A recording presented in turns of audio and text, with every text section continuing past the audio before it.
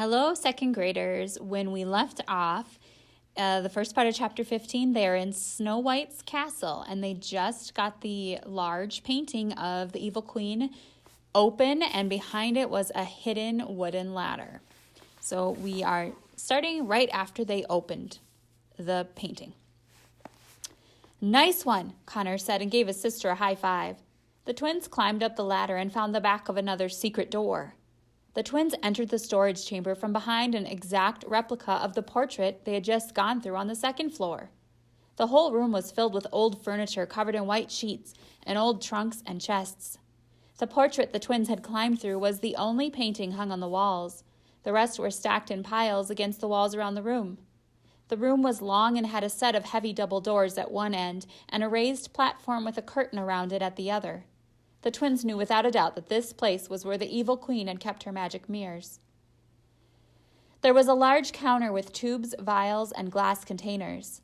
They had all been emptied out, but the twins knew it must have been where the evil queen had kept her poisons.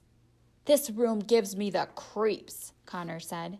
"It looks like no one has been in here for years." "I don't see the glass coffin anywhere," Alex said. She started uncovering the furniture and trying to find it, but it wasn't in the room. "The coffin isn't here," she said, feeling a rush of panic come over her. "Let's just look around." "Look around for what?" Connor asked. "For anything," yelled Alex, frustrated and upset. "Try and find anything that says where the glass coffin may have been taken." The twins searched the room from the top to bottom. They looked through all the trunks and cases, but found nothing that gave any sign of where it might be. There were so many years of memories packed away in this room, it was impossible to tell what had belonged to the evil queen or Snow White or to the rulers before them. Alex was going through a stack of papers. She found interesting handwritten letters among them that she couldn't help but read. The first letter had masculine handwriting, and it said, "Dear Evely, I love you more than a bird loves the morning sun. Every second I'm away from you is a moment wasted. I am yours forever, Mira." The next was written by a woman and said, "Dearest Mira, you are the last thing I think about before I sleep, and the first thing I think about when I wake up, and the time in between is filled with a longing to be in your arms. My heart is yours and yours alone, Evely." The letters between the two continued. The handwriting on the next letter seemed rushed.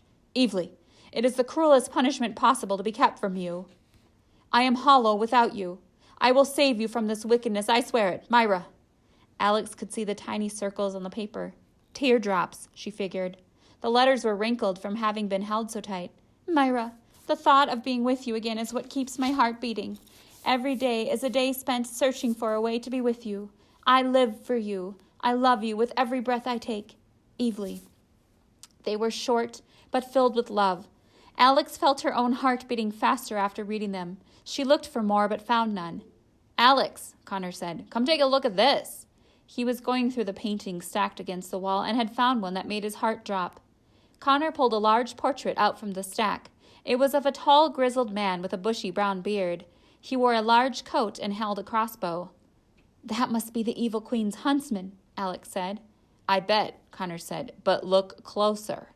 Alex took a second look and saw that partially hidden behind the huntsman in the portrait was a little girl.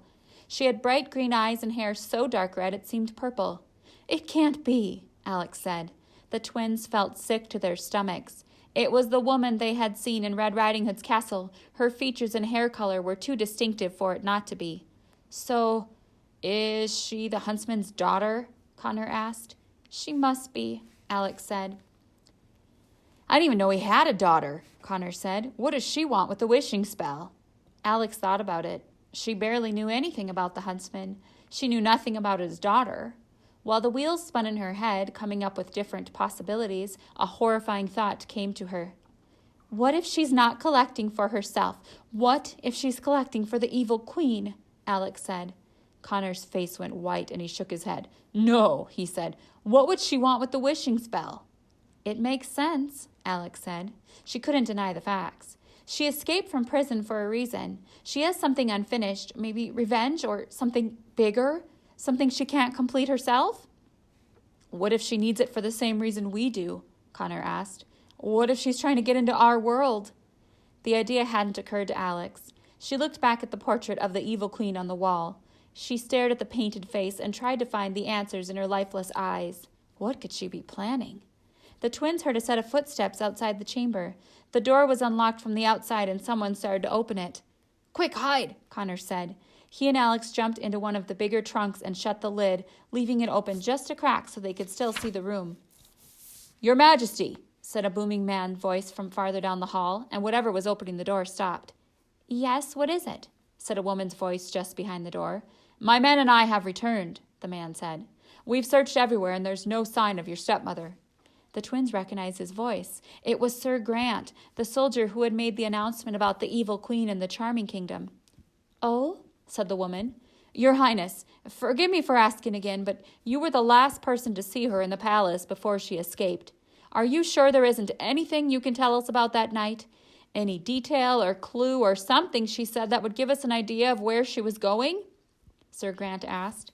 "I've told you countless times. I don't remember anything of the sort," the woman said. "I went to simply say a few things that had been on my mind, and once I had done so, I left." "Your Highness, it's only a matter of time before she strikes, before she poisons a river and kills half a kingdom or something worse," Grant said. "You knew her better than anyone else. For your own safety, please inform us immediately if you remember anything else." "You will be the first I inform if any memories surface," the woman said. "Now, if you'll excuse me, I'd like to be alone." Sir Grant returned down the hall. The woman slowly turned the handle of the chamber door and opened it. She was a beautiful woman with the darkest hair and the lightest skin the twins had ever seen. "It's Snow White!" Alex whispered to Connor and squeezed his arm. She wore a white nightgown and a matching overcoat. She stood in the doorway for a moment, just looking at the room before she entered it. It seemed hard for her to be in the room where so many attempts on her life had been planned. The way she surveyed everything around her made the twins assume she hadn't been inside this room in a very long time. Snow White entered the room and locked the door behind her. She walked around the room and carefully went through all the things just as the twins had done. She went to a stack of old books. She went through the pages of one that was black and had a large skull on the cover.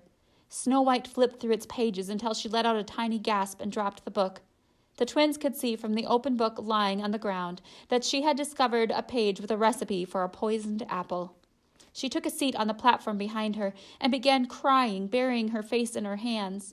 The whole situation seemed to have taken a toll on the young queen. "We should ask her where the coffin is," Alex whispered to Connor. "Are you sure? She seems like she needs a moment," Connor said. "Unfortunately, we don't have a moment to spare," Alex said. Alex slowly stood in the trunk and pushed open the lid. "Your Majesty?" she said softly. Snow White gasped. She was startled and embarrassed to see she wasn't alone. "Who are you?" she asked. "How did you get in here?" "Boy, if we got a nickel every time someone asked us that, we could afford our own palace to sneak into," said Connor, standing up beside his sister. "We don't mean any harm, Miss White. We just need to ask you a question and we'll be gone," Alex said.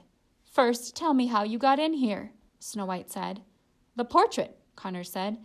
"There's a secret ladder that leads down to the second floor." "Connor, don't give away all our secrets," Alex said. "I know that," Snow White said. "I used it when I would sneak into this room as a girl, but how did you know about it?"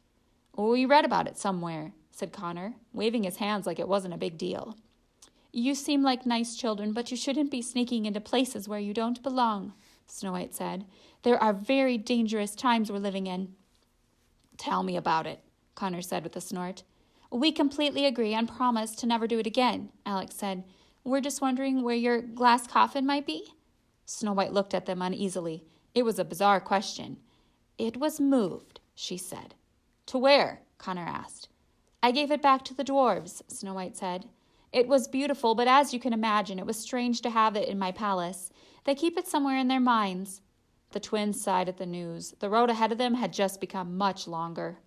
"What on earth would you want with my coffin?" Snow White asked. They looked at each other, not sure what to tell her and what not to tell her. "We're on a bit of a scavenger hunt," Alex said, "and we're in a bit of a time crunch, you see, because your stepmother may be after the same things we are."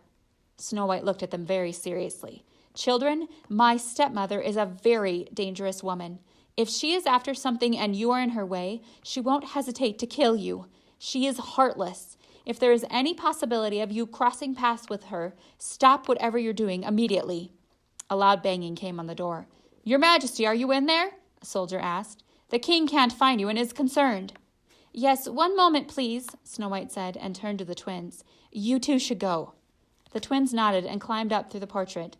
"Promise you'll think about what I've said," Snow White said to them, just before they shut the portrait door. "Of course," Alex lied. Snow White smiled with relief and left the chamber.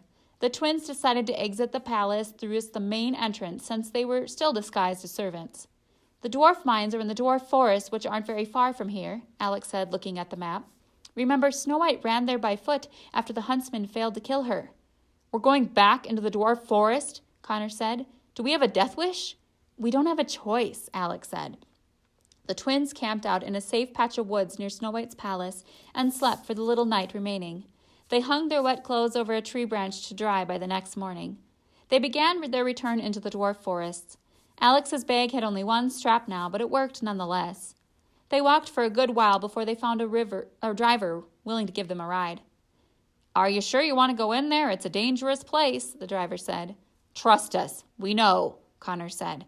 He gave the driver the coins he had found in his maid's dress the night before. The cart traveled down the path, past the ugly duckling pond, which Alex found incredibly amusing, and into a forest that had been logged. For miles around, there were nothing but tree stumps. It didn't make the twins sad to see all the missing trees. They had seen enough live ones recently to make up the difference. "I really hope we don't run into the evil queen," Connor said during the trip. "I just hope she doesn't already have the saber from the deepest sea," Alex said. "Otherwise, we may have to cross paths." "I wonder if she knows about us," Connor said.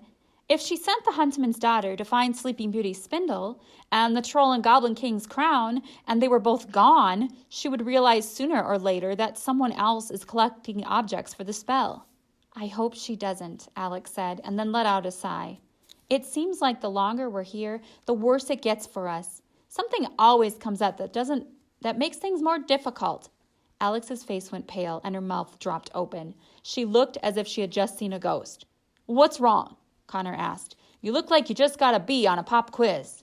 He turned and looked in the direction of her gaze. In the distance, standing in the middle of the field of stumps, was a tree that, instead of growing straight out of the ground, was curved and wound in circles like a large vine. It was unmistakably the curvy tree, the one their father had told them stories about seeing when he was a kid. "You're right, Alex," Connor said. "Things always find a way of becoming more complex." That is the end of chapter 15. I will see you at chapter 16.